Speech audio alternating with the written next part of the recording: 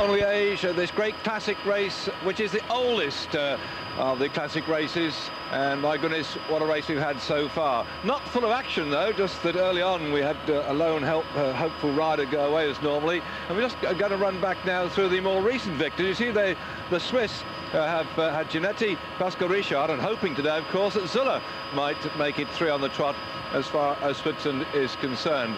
And there, Argentan back there on the top of your little chart, showing when he was the winner, what was that, 87 or thereabouts. But the field we're looking at now, coming in towards the climb ahead of them, the last big one of the day, really, the Côte de la Redoute, and it's been the climbs that have really wrecked the chances and hopes of some of the early riders who went off on their long lone breaks. Looking down there, you can see the world champion in the rainbow jersey, Mazot, right in the middle. In fact, just about anybody is still there. Just moving up on the right-hand side of Mazot is Berzin. Let's try to pick out some more for you from a helicopter shot here. Down the left-hand side, you probably just saw the number 4 on the back of the Casino rider, Ralph Yarman. The Casino team have got number 1, Alberto Elli. That is usually number 1 given to last year's victor. Pascal Richard, who rides the Casino team, is out of action at the moment following his bad crash, and it's going to take him some time to come back. We think he might be back sometime next week as such, and we've got an attack coming off now. Well, I didn't think they were going to ride up together in one big wodge to the that last big climb of the day. And I think that's Frattini who decided to lead them. Once they begin to move to the front here, the yellow jerseys, they've been controlling the race quite a lot so far. Another controlling operation being done by the Rabobank team in the white and orange, because they've got Sorensen riding, this being the World Cup, last but one of the World Cups before we go on with the big tours. We've got the Amstel Gold next week, which you can see on Eurosport on Saturday. Remember, it's a Saturday race, the Amstel Gold, and then after that we move into the big tours as such, and the World Cup will go into hibernation until after the tours. Oh, Frattini here, winner of the Henniger term. Last, 1995, wasn't it, way back? And see the Once team begin to go for it. Well, one lone rider like that I wouldn't have thought at this stage of the campaign has got much chance. It's about 40 kilometres to go. Yes, 44 kilometres, in fact. Thank you, Mr. Caption Generator Man, to stick him up there on the screen for us. 44 kilometres to go. And so it's a long old haul as far as Frattini is concerned. He's also riding into a bit of a stinking headwind. It's been nagging the riders all the way back on this course. If you know a bit about Belgium, and you looked on a map, Liege Bastogne Liege, it's virtually completely a southerly direction from the start this morning in Liege, when it's cold and not very nice at all. The sun's come out later on, as you can see, but it hasn't really warmed the conditions. It's been a bit chilly with a northerly wind, and they went down with a following wind down towards Bastogne. And in fact, the reason that they go down to Bastogne now is that's where the race started to go down there. And years gone by, when they didn't have cars and things that could go with the riders, they actually sent the timekeepers down to the far turn to check the riders through at the turn. They went there by train, checked them through, and then got on the train and came back to the finish. That was the first one, 1894. Léon Hua was the man that won that, a Belgian rider in 1894, when it was actually run off in those days as an amateur race, and it remained amateur for some years before it switched into the pro ranks. And much of the early races were also paced as well, but it took him 7 hours, I think he was, to do the journey. Anyway, he's more than that. Anyway, that was way back in 1894. The 7 hours that I've just remembered about was, in fact, a little check I did on what is said to be one of the oldest bicycle races in the world, and that was the Anfield Bicycle Club. I had sent to me by John Thompson, who's a 100-mile tri competition record holder. He sent me some information about the Anfield Bicycle Club 100, and that dates back to 1889 as their 100. And I looked at it. In fact, it took 7 hours for the winner that time, PC Wilson of Catford, in a paced event, 7 hours 11 minutes. So I knew there was 7 in the back of my head somewhere. Well, this lad setting off on his own lone time trial, but something like 40 odd kilometres into the win. That's about 26 miles ahead of him. It's not going to be, I think, something that he's going to enjoy. He's going to need some help to stay away. Whilst he's doing his own time trial, a quick flick down through the the Anfield 100 information. Dave Lloyd set the record at the moment, unless it was broken last year, 3 hours 47 minutes for the 100. So he just picked the record held before by Phil Griffiths. Some nice names here looking back down the list while this less time trialling away. Excuse me, and all the time trials watch Eurosport. Ray Booty, 59.62, winner of the Anfield 100. Billy Bradley, who also won the milk race.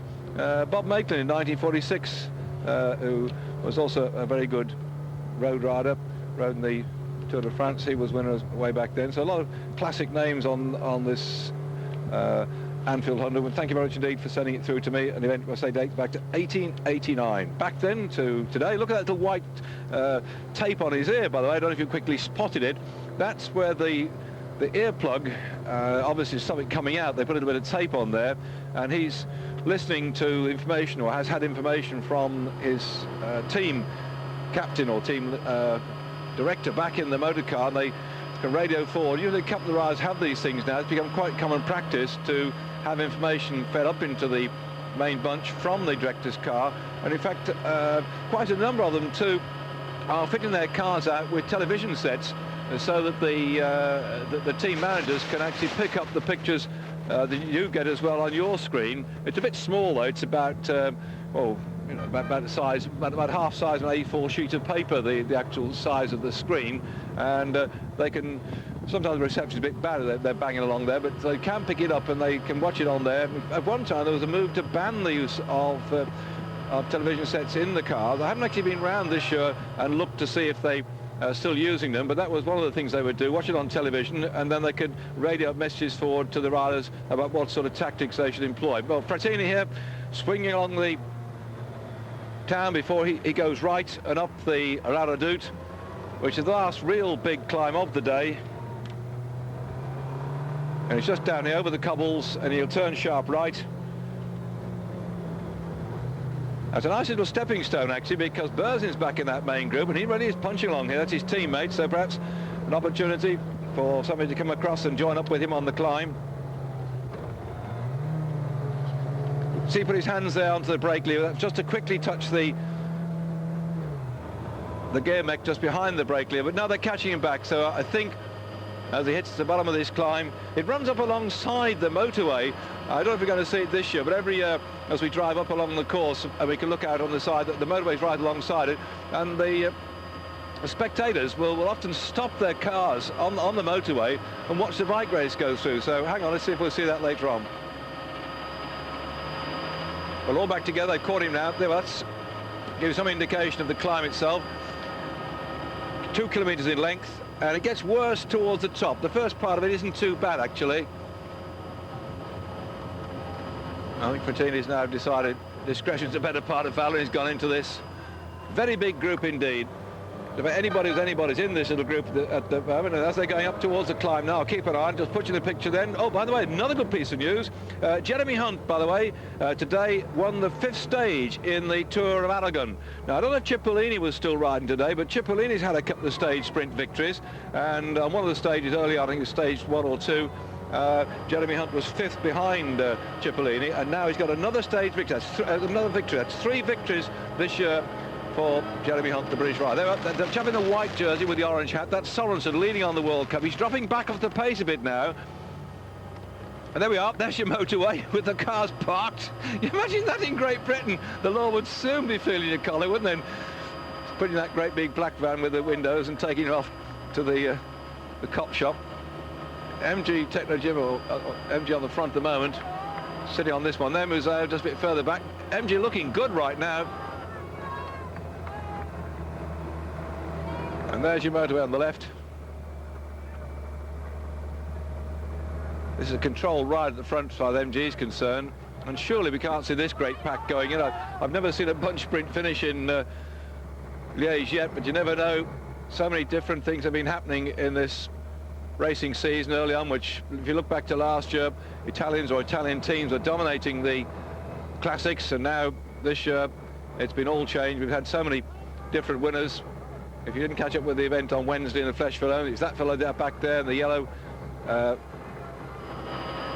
Jalabert, who looks like he might be poising himself to move up a bit here. Jalabert took the Flèche Wallonne. There's only about 5 riders who've actually had the double of Flèche Wallonne on the midweek and the Liege Bastogne Liege on the weekend. There's a special prize for the rider that does the best in both races. They have a point system.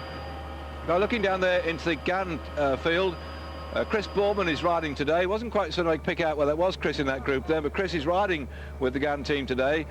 And there's an attack coming off. And it's Zuller. It's Zuller. I thought Jalabert might be the man to go, but they fired Zuller off. Well, Zuller's come into this race having won the Tour of the Basque Country in fine form, and there he goes. Now, what are the rest going to do? I see Pantani moving up, the sort of deeper colour of the yellow, now going through. Just got through that little gap, and there he goes. Just behind him then with the reddish-coloured hat, I think that's Gianetti. Victor a couple of years ago. But Jalabert has gone onto the wheel of Pantani. Bartoli is just behind. Then there's Gianetti. And Zuller has opened up an enormous gap here.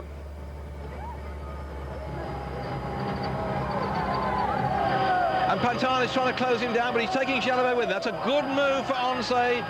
And Pantani seems to have missed a gear or something. He's suddenly eased back, and he's dropping back now as Jalabert goes to the front. Well, Jalabert can just sit there on his narrowest part now. He certainly won't chase down Zuller, as the gaps are opening up further back down there. Where's Museau? Museau not with it at the moment. Can't see Sorensen, the leader on the World Cup.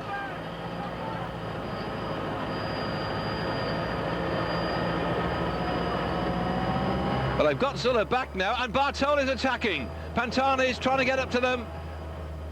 That acceleration by Pantani pulled up Jalabert, and now look at the damage being done. Look there, Museo. Didn't think he said he got much hope for this particular race. It's not his sort of climb. He doesn't like these ones over 2 kilometre long. He's got the power to go over the ones 800 metres, 1,000 metres, to ride up strongly. And he's on the wheel of Berzin, and also just up in front of him, I could see Gianetti. And these are the foursome now making life dig. Well, these, I would say born climbers, because Jalabert isn't a born climber, but it's the sort of climb he likes. So about 2 kilometres. Zuller, of course, can climb up anything. And then Museo fighting his bike. Gianetti behind him. Then in the blue, it's Berzin.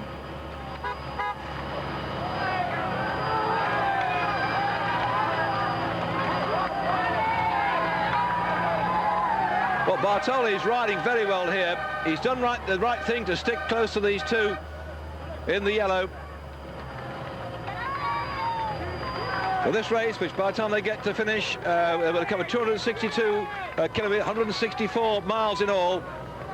An early break this morning. Toshnik went away, and he went after 12 kilometres, and he was out there until, having a quick look at my notes, I see now Museo trying to get up there. Yes, until about 80 kilometres to go. Toshnik was away. He got caught from Brignoli. He was also on his own. At one time, the lead that he had for one rider, Toshnik, this morning, he went out, was 8 minutes on Brignoli, 16 minutes on the peloton. But as with all his early lone breaks in the Liege Bastogne Liege, they finally get themselves caught on the run back in towards Liege. They're now coming up towards the top of this climb. There's a couple of small drags yet to go, and then that final drag up to Arles, where the finish is, and a big crowd waiting to see who's going to win the Liege Bastogne Liege. These three riders then have got an opportunity of staying away off the top of this climb, but stay with us on Eurosport to see if they can make it to the end. Welcome back to the Liege Bastogne Liege, and the three riders now. We've got just the Côte de Sprimont with 31 kilometres to go to finish, and ahead the Côte de Sartilmont before they get to the end. Museo trying desperately to close down these three riders at the top of the Côte de la Redoute, and there he is on your screen right now.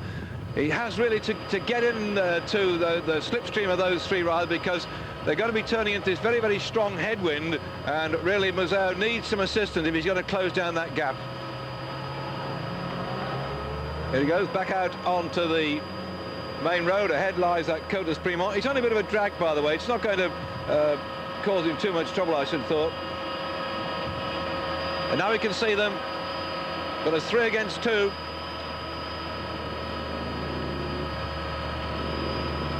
And as far as Bartoli is concerned with these two, he's got to decide, I think, whether to ride with them, because normally with two of the Oncé team there, he'd probably been quite happy to stay on board and just let the others do the work.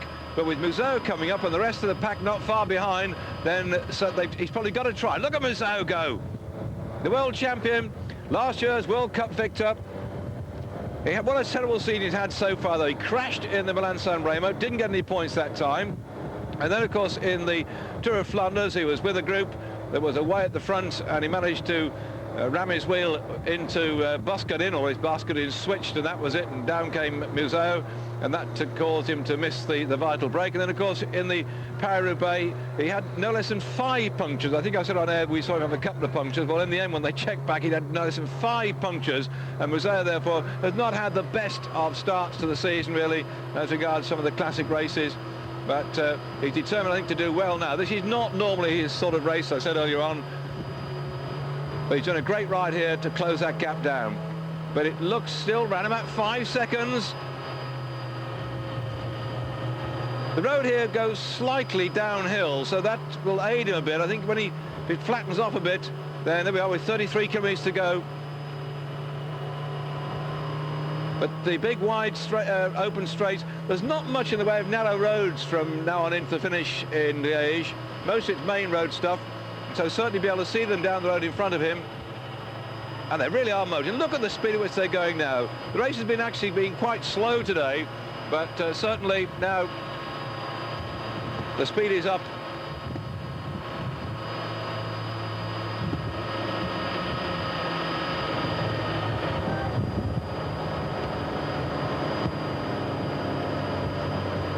Bartoli working hard with these two.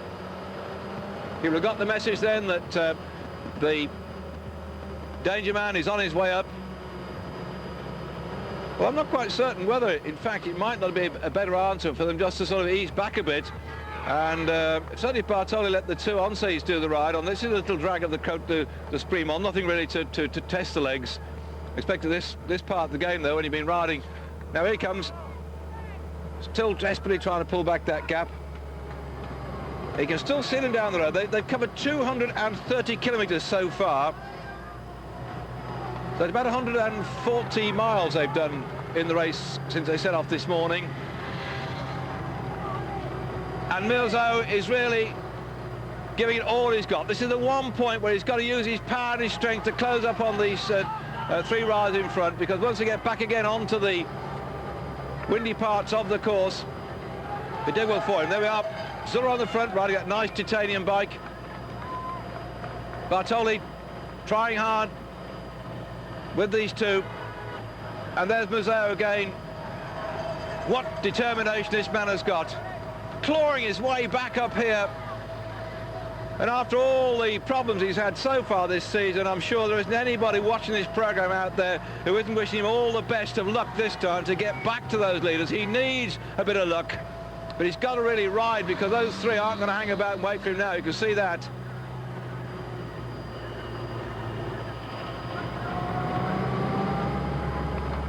The gap's been hovering around about 5 seconds.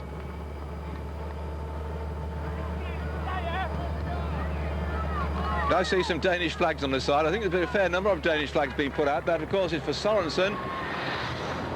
And the Belgians here will be urging on their grand champion, World Cup winner last year. And they're getting worried. You can see that Jalabert looked back over his shoulder, but they're having difficulty seeing through all the motorcycles as to who it is that's coming up. They know Museau's coming up. They might not perhaps mind one man coming up. They've just gone over the top of that climb. One more on the mountain series yet ahead of them. There's a special prize for the man who collects the most points on the mountains. And Jalabert's gone off down the road. I think he's decided there's no sense hanging about for Museau to come up. And Museau, they've gone over the top, he can't see them now. All the motorcycles have gone, no way he can get a tow. Commissaires are cleared out, so he's got a clear run. And Jalabert's trying to go away, and that leaves Bartoli to do the work. And sort of just going to sit on the wheel. Well, these are sort of tactics, the old 1-2 that the lads in yellow can play to get rid of Bartoli towards the end of the race and make sure they get on to victory. But this far out, still some 30 kilometres to go, about 18 miles or so. I'm surprised that Jalabert ripped off the front, because this is the man that's chasing after them.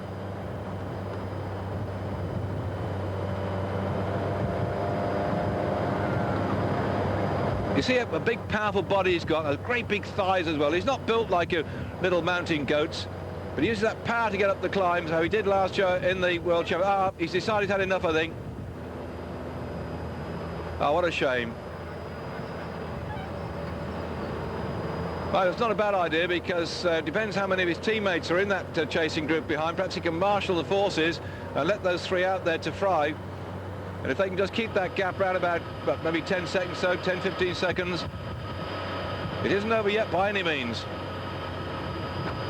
What an audacious mood. That's a big word on a Sunday, isn't it? What an audacious mood for Zülle and Jalabert to go away. Looking there, we have actually nearly had, I'm just checking out the 32 seconds that he's done now, but if those riders had got together in the UCI statistics, they add together points for all the races. They have a rolling system whereby the last 12 months of your points are carried forward, and as you go past each race, like last year's Liege Bastogne Liege will come off the score once they finish today, and the new points will go on. This man here is lying fourth in the UCI classification, and down the road lie the first and second. That's Jalabert first, Zülle is second, and Bartoli there in the blue is fifth on the UCI classification. So we'd have had the top four of the top five riders together, if only as Museau made it. That's on the UCI World Classification. So it's not to be, though. They're going away now, and I think Museau is going to have to wait for his team to come up and see if they can pull them back and drive hard to catch back this little lot here. Yes, there we are. It's Mappe on the front. You can see them in the blue jerseys. That's his team that have come forward now. And he will get back into that group, work his way up. In fact, he's gone rather a long way back, Museau. I think he's pretty stuffed from that. And there you are, look at the Mappe team chasing hard now. But there's an MG Technogym rider in the midst of it all. They've got to reform him, push him out of the way a bit, because he's just interfering with the rhythm. But they're riding here to get back. That's Misaglina, number 15, going through. Then driving hard here just in front, number 14. That's Lanfranchi. And so the Mappe team, who've also got with them and they're unlucky for some, number 13, Farazet is doing what he can. Can they catch back those three riders?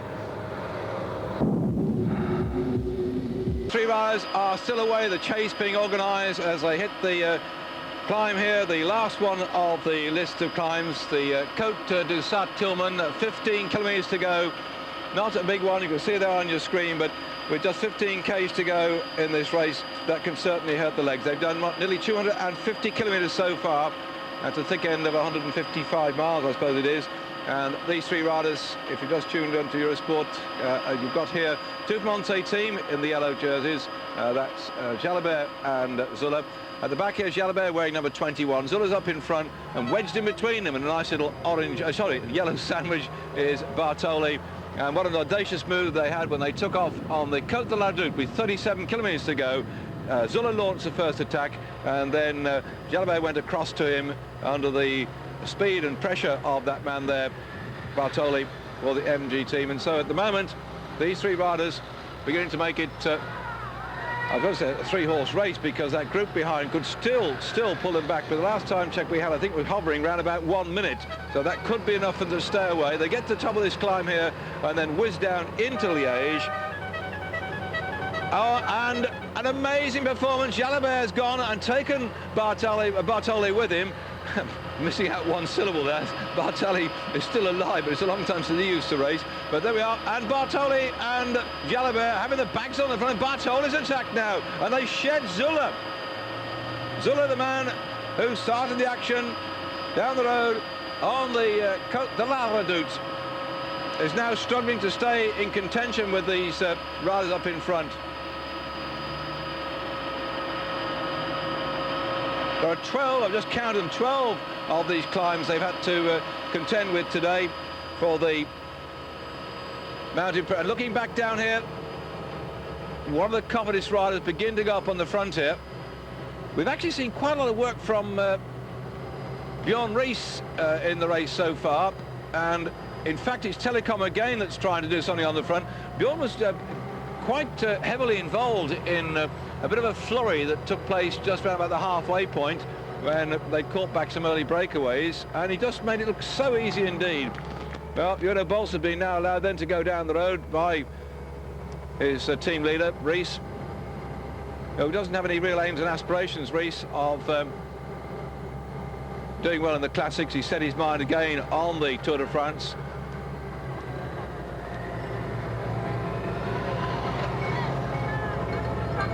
I'm intrigued now to see what these two are going to do.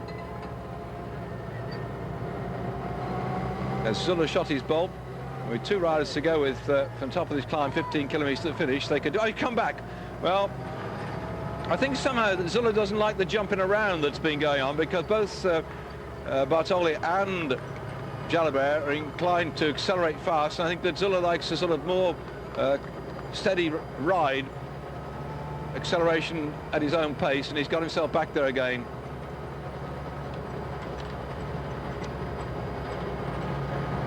Boltzing trying to come up here. I'm just quickly checking on my notes here to see the yes, the climbs. There are 12 of them as he's being marked out here, and looks like Claudio Chiappucci, the devil himself, is in action. What an amazing character. He never says died as Claudio Chiappucci. He's been lying dog. We haven't seen much of him in the race so far, and again the attacks are coming in. It's Bartoli that's doing the work. I'd have thought he'd have waited till we got to the finish in Liège, but right now he's trying to sort these two out. And I surely would have thought it would be better to just sit in the wheels and let them drive it along, but Bartoli's giving them a bit of stick, these two. Now you can see this gradual climb, and Zuller working his way back. So the last time check we had, it was around about a minute.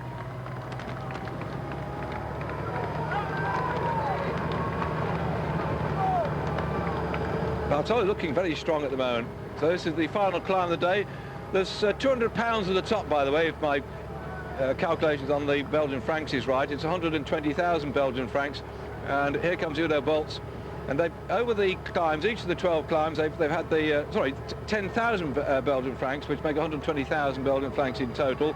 Each time that's 200 pounds each, so it's about 2,500 quid's worth of money for the rider over the top each time, and they're going to have points as well for the first, second and third over the top when we get to finish. The man that has got the best climbing performance, I just wonder what else going in with Jalabert waving his hand about, will get 100,000 Belgian francs. That's about 2 grand, and I would think probably that's likely to go to George Toshnig, who I said was away for an awful long time. He must have collected all bar the he was out on the Côte de Stocco. In fact, he just got caught there. So 1, 2, 3, 4, 5, 6. Yes, he probably had about 6 of the climbs to himself, so he might well get the Star Climber prize. It's Zuller's turn back again, I think. That's amazing. He looked a bit stuffed down the road there, but he's going away, and this puts Bartoli in a very difficult position as the Once team send one man off, then the other. I wonder if, in fact, when Zuller drifted back, I said he didn't like the sort of sharp acceleration, whether he was trying to pretend that he was struggling. It's quite a common tactic with bike riders, and then claw your way back and then attack. And of course Jalabert will do nothing here but sit on behind Bartoli, and we get some really good tactics between the Once team who are trying to rip this Italian to pieces, and they'll go off down the road on their own. It's still around about a minute to Bolts and Chiappucci on this, the 83rd Liege Bastogne Liege, and another attack coming up. Look at that, see, that's beautiful. Down the road goes Zuller, and then as they close the gap down, Jalabert comes off the wheel, goes down the road to Zuller, goes straight past, and Bartoli's got to go for his man.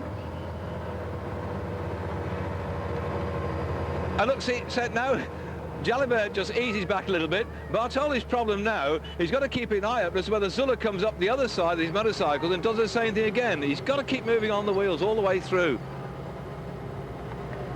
And in essence, that's a very tiring thing for these riders to be doing, because if the bunch behind works very well, that 1 minute gap can soon come down, because they're going to do this in bursts. You know how they're easing back a little bit? Well, the bunch won't be doing this sort of bursting. They'll be just riding comfortably as Zuller comes back up to them again.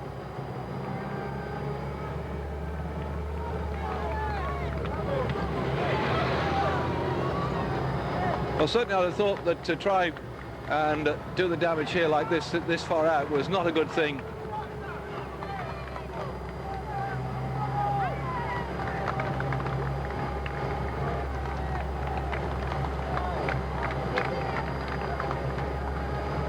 we go.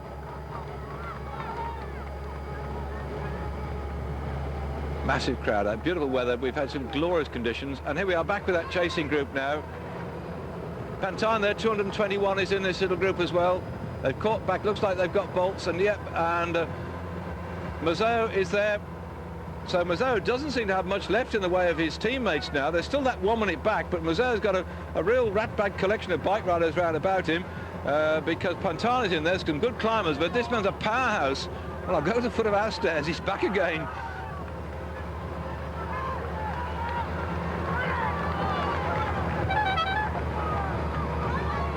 And he's blasted them apart. Well, that does seem strange, but it just shows that perhaps the rest haven't got any thing left in their legs to go with him.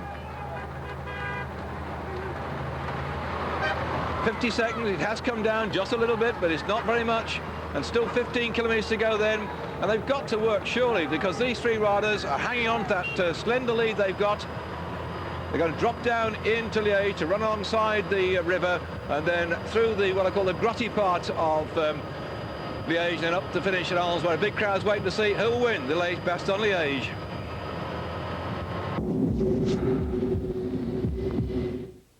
Imagine you're on a... Then threading their way out of Liège towards the finish in Arles. These three riders have managed to stay away. The gap, though, is about 50 seconds. They get on this little gradual climb up towards the finish. This is where Giannetti in 1995 went away, and I seem to remember when Sorensen got the victory in 1993. He also used this as a stepping stone to get away from the main field. It goes up very, very gradually all the way up, as you can see here.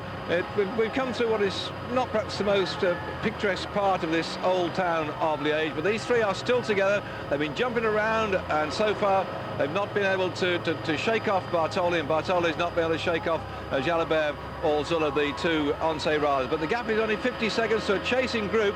I'm just waiting for confirmation of who they are. Certainly Mazet, we know, is in. It's come down to 30 seconds. Well, I thought this might happen in this race with these three riders. They've been riding erratically. They've been attacking each other. They've been trying to get rid of Bartoli, the two Once riders. And so suddenly the problems as far as the Once team are concerned, they haven't done the damage on Bartoli, but messing around has meant that Museo's group now is 30 seconds behind these three. It's only a small group, by the way, and I think that Sorensen is in there. Sorensen is in there, got confirmation. Sorensen is in that little chasing group as well, the World Cup leader, winner of this race in 1993. Sean Kelly, victor in 1984, 1989. Other English-speaking riders have done well here. Barry Hoban in 1969, he was third behind Eddie Merckx and Van Schul. It's been Merckx actually won the first of his four Liege Bastogne Liege. Phil Anderson was third in 83, Greg LeMond third in 84, Stephen Roche third in 85, Robert Miller third in 88, Phil Anderson third in 1989. Well, we've got a Brit back in that chasing. I think it's him here now, Max Chiandri, and they're 30 seconds behind him. It is, Max Chiandri's there. Can he get up there? Casarato's there as well. 161, that man's been riding so well in the classic so far. And this is Sorensen. And where is Museo? Because I'm certain he's in this little group too as well. As we go back up to our leaders. And you see the motorcycles whizzing through now. They've closed that gap down to 30 seconds. And the commissaires will not want anybody between these leading riders and the pack chasing them down.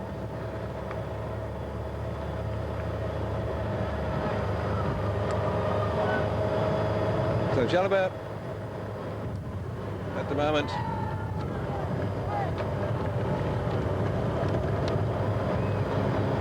sitting there behind Bartoli, and Zuller I think is being dropped. I'm just waiting for confirmation. We went back down the road there, and there we are, Casarato and Sorensen together with a Psycho rider. I'll try and pick up. Can't see where we're there. That's Chiandri. Chiandri's being urged on to do some work. Well, Max is in very good form at the moment. He's been riding quite well in all the classics. Just hasn't quite got there up on the rostrum yet. And yes, Zuller's been dropped at the moment, so if they can get hold of him and pull him back in that chasing group, then perhaps Max might be able to get the sprint and get another third spot, because here, just down to Jalabert and Bartoli at the moment. These three that went away on the Côte de la Redoute. So they've done some 20 Well, about 25 kilometres they've been doing now, just inside that. There we are, Chandri, Casagrande, Sorensen. Is it Casagrande that was there? I thought it was.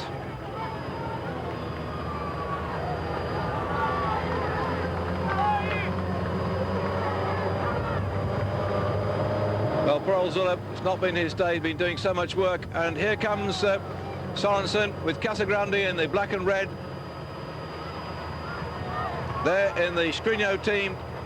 Castellano, and come on, says Sorensen, come on, you lot, work. Actually, Chandri hasn't been doing much. When we've gone back down there, and he's on his coat down this long, gradual drag. But just these two riders here in the lead, and Jalabert looking for a French victory today. And they're slowing down, these two. The last French victory was Hinault in 1980. He won it in 1977. Anquetil won it in 1966. D'Anguillarme in 1949. And Tourtellier in 1908. So it's only 1, 2, 3, 4 Frenchmen have won this race. Jalabert then in with the shout. They're going to catch Zuller now. Zuller's going to be reeled back in again. And Casarato has a go. Yes, Chandri's still standing at the back. It looks like Museo has been dropped then. I was looking for him, but he's gone. So now 1 and 2 are just down the road there in front of that yellow car. And they're coming up to them. Who would have thought it? And these two just cannot ease for a moment. Jalabert looking back. Bartoli's doing the same thing. They've got rid of Zuller. And much of it, I think, has been down to the work that Bartol has been putting in.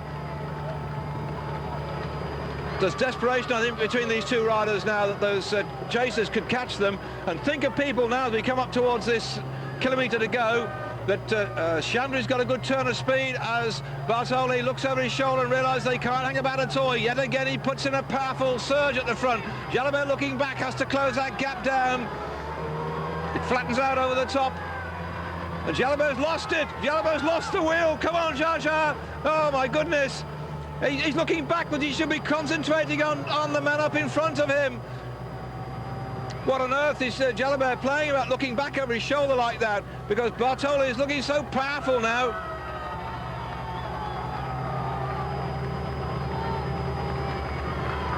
Really working hard here, Bartoli.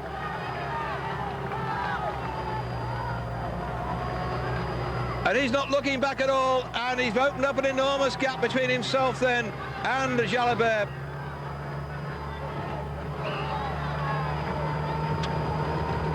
Well, this is the man last year who, on the Grammont climb, when he had Museo with him, rode away and time-trialled into the finish to take the Tour of Flanders. Bartoli then looks like he's going to have another big classic victory to his score here, because here he comes then. Bartoli at the moment has dropped Jalabert. He's not going to be caught. Well, this really has been a turn-up for the books. Who'd have thought that he could battle against two of the Once team and ride into victory at the end of the 83rd Liege Bastogne Liege. He's going to come round the corner there to the applause of the crowd, and the Italians then, having not had a victory since Argentine way back in 1991, those in the crowd will be pleased with this one. Disappointment for the French, but a brilliantly well-timed ride, and he's been going so strongly in the last 30-odd kilometres of this race. And Bartoli, a great victory for him to go with the Tour of Flanders he got last year. And there he is, crossing the line now. Absolutely delighted. 7 hours and 90 minutes of racing. It's been a hard all day for these riders today. And that's really going to please the Italians, because they've been out of luck in the Classics so far. And in the second spot, it looks to me as if one of the riders from the... Oh, come on, Chandri, come on, Max, come on, sprint man. Oh, he sat up suddenly, and Museo went past him. Third space went indeed to one of the riders from the Batic Del Monte team. It might be Frattini. What a scrum's developing down there. I was taking so much notice of what's been happening so far this season. I didn't actually see who popped out of that one, because he wasn't in that little group with Chandri and Sorensen. Certainly though, Sorensen came in just behind that little pack there, or in the midst of the pack. So Sorensen, I'm sure, will have enough points to continue to lead in the World Cup at the moment. So a good ride by Sorensen. Victor, of course, in the Tour of Flanders. Bartoli in the Tour of Flanders was in 7th spot in that one, the one that he won last year, and he's come good today just at the right time. And quite a fair-sized number of riders came in together then. Bartoli, well, he'll be moving up the World Cup quite well because he was, in 5th spot in the Milan-San Remo. And looking at him again here, 5th spot in Milan-San Remo, 7th in the Tour of Flanders. So Bartoli beginning to hoist himself up the World Cup list because he'll get himself 100 points for this ride today. Doesn't look at all troubled as we watch him in slow motion. Coming in here, giving Italy the one they've been looking for. So Bartoli, winner of the Liege Bastogne Liege. Jalabert, a disappointing 2nd spot. Jalabert, I understand, is going on to ride the Amstel Gold on Saturday, which we're going to cover on Eurosport for you. But there, the smile, the confident one of the first Italian's success in the Classics this season. What a roll call we've had for the Classic victories. Zabel won the Milan-San Remo, the German rider got that one. Sorensen from Denmark got the Tour of Flanders. Guédon from France got the Paris-Roubaix. And now the Italian Bartoli has taken the Liege Bastogne Liege. There it is, another look at his performance. That's another classic to add to his fast list of successes. Just waiting then for the presentation up on there, and I hope a rundown, because in all that hurly-burly of the finish, I didn't quite pick up who was third, but certainly it was from the Batik team, and it could be Frattini. We'll have to wait and see.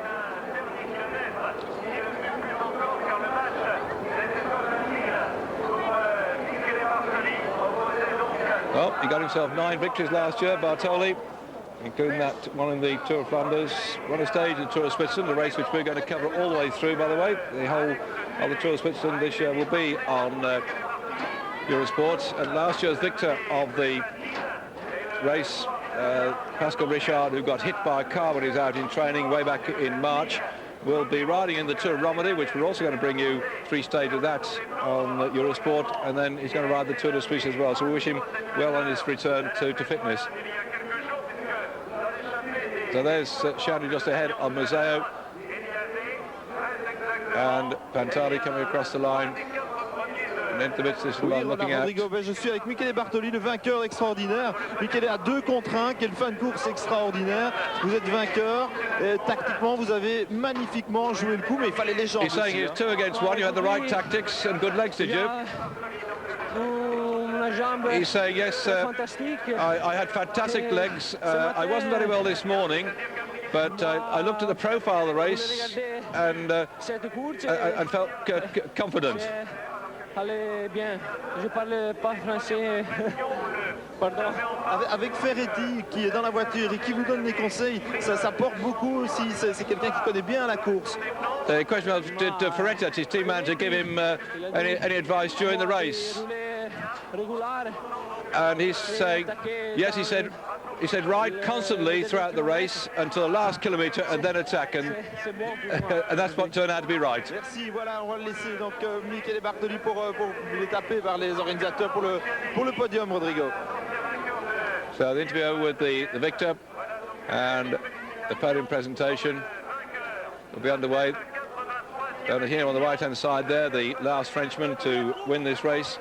So Jalabert will be very disappointed that he wasn't up there, and he and the Once team will certainly go back and think very carefully about their tactics. And here they are. Actually, you see the GB sign in the background. They were right outside the a GB supermarket, and they were very upset then that Museo wasn't up there on the rostrum, but still he's been giving him plenty of publicity so far this season. But the first victory of the season then going, as far as the Italians are concerned, in the big classics to Bartoli. And there we are. You can see that GB is one of the main sponsors of the race, and they're the bouquet of flowers with their logo emblazoned all over it. And congratulations too from one of the Mapei GB top brass, and there goes his trophy. That great trophy then. The race, I say, dating all the way back to 1894. Yet another Italian victory today in this wonderful race. Well, we've got another little look back then at the rider coming in here to score yet another victory for Italy.